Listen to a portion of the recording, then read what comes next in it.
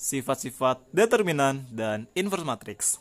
Anak-anak, sekarang kita akan membahas sifat-sifat dari determinan dan inverse matrix. Jadi sekarang kita akan mulai untuk sifat-sifat determinan matrix.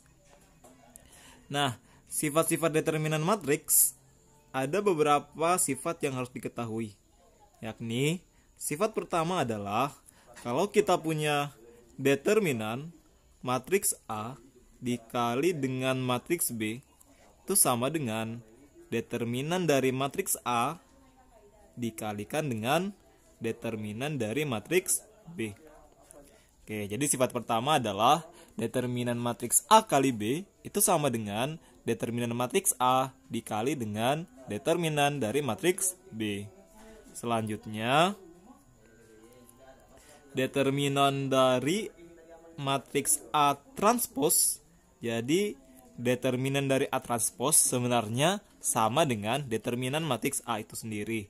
Jadi tidak ada perbedaan antara determinan dari matriks A transpose dan determinan A itu sendiri. Selanjutnya adalah determinan dari matriks A pangkat N. Nah, untuk mencari determinan dari matriks A pangkat N, sebenarnya kita tidak perlu memangkatkan matriks itu kemudian dideterminankan. Tetapi kita cukup mencari determinan dari matriks A. Setelah kita dapatkan determinannya, langsung kita pangkatkan dengan N. Jadi tidak usah capek-capek dipangkatkan dulu. Tinggal dicari determinan dari matriks A, kemudian kita pangkatkan dengan N. Selanjutnya adalah determinan dari matriks inverse atau determinan dari A inverse. Itu sama dengan 1 per determinan matriks A. Jadi determinan A inverse setara dengan 1/4 dari determinan A. Berarti berlaku juga kebalikannya, yakni determinan A itu sama dengan 1/4 determinan dari A inverse. Sifat yang kelima adalah determinan dari K dikali dengan matriks A, di mana K adalah suatu koefisien sama dengan koefisiennya ini bisa kita keluarkan dengan catatan kita pangkatkan dengan ordo.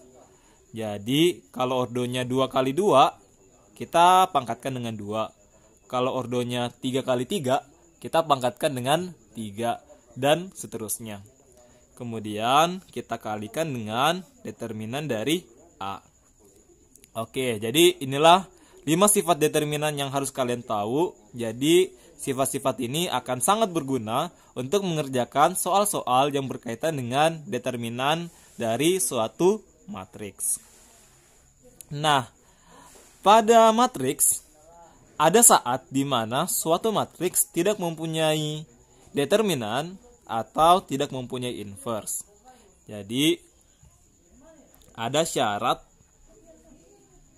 di mana matriks tidak mempunyai inverse.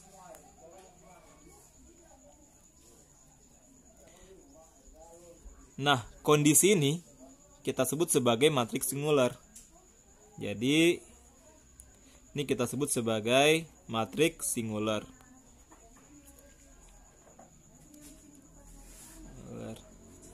Nah, apa syarat dari matriks singular? Jadi syaratnya adalah determinan dari matriks itu sama dengan 0. Nah, jadi jika di soal mengatakan bahwa dia tidak mempunyai inverse atau matriks itu sebagai matriks singular, maka syaratnya adalah determinan dari matriks itu sendiri sama dengan 0.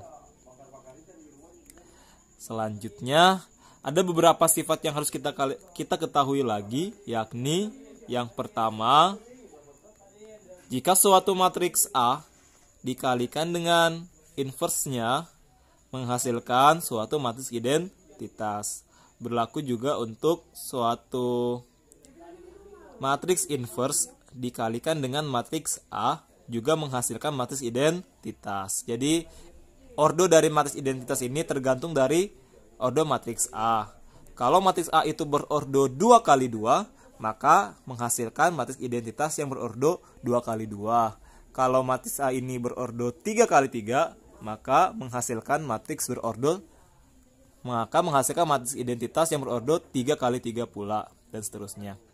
Selanjutnya, jika suatu matriks A dikalikan dengan matriks identitas, menghasilkan juga matriks A itu sendiri. Berlaku juga untuk matriks identitas dikalikan dengan matriks A. Sifat ketiga adalah kalau saya punya matriks A dikalikan dengan matriks B terus diinverskan, itu sama dengan matriks B inverse dikalikan dengan matriks A inverse. Selanjutnya, kalau saya balik, B dikalikan dengan A inverse itu sama dengan A inverse dikalikan dengan B inverse. Sifat kelima, kalau ada suatu matriks inverse, kemudian kita inverskan lagi, maka dia kembali ke matriks A.